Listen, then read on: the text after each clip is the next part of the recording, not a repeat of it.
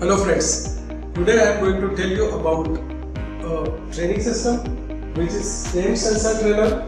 We are calling it as a Quanta. This product consists of lot of sensors which are very much required to understand the basic concepts and principles of physics, chemistry, maths and biology. So this product is very much suitable for school education. That's why we are calling it a STEM sensor. So it covers the science, technology, engineering and mathematics based sensors. Now we know that the sensors are very much important for school students to understand because they are the building blocks of the modern technology, allowing us to collect data about our environment and interact with it new ways. Impacting fields like healthcare, transportation, robotics and even everyday devices, making it crucial for students to grasp how sensors work and their wide range of applications in the world around them.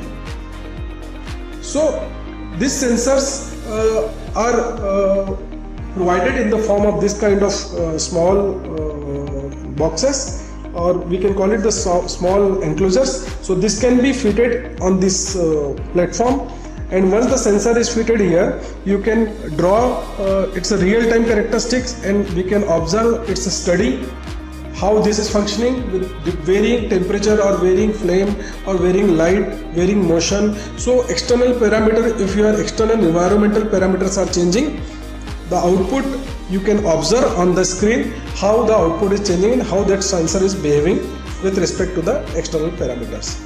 I will show you, like this sensor is a PIR sensor which is also called as motion sensor. So I am connecting this motion sensor on channel 1. Here we are provided channel 1 and channel 2 channels simultaneously for observing the data on the computer. So just we have to connect this PIR sensor on this first channel. Now I have to select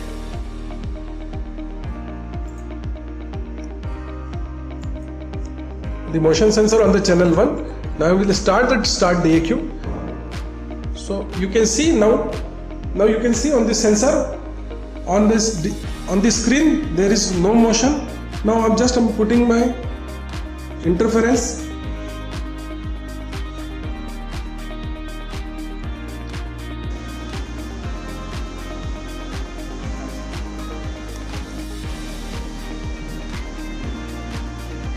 So you can see when I am putting some motion here, so you can observe the output on the screen.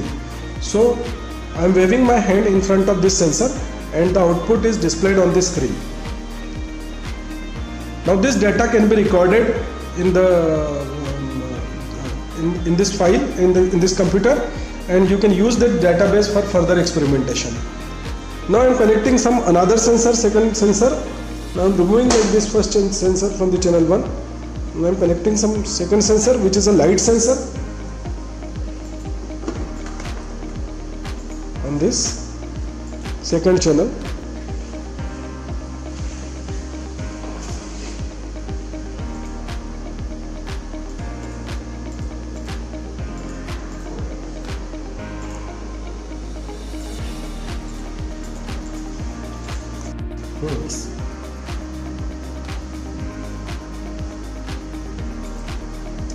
Now I have connected the light sensor on the screen, and since lot of light is available here in this room, you can see the maximum capacity of this right now is 90 and going up to 110 also.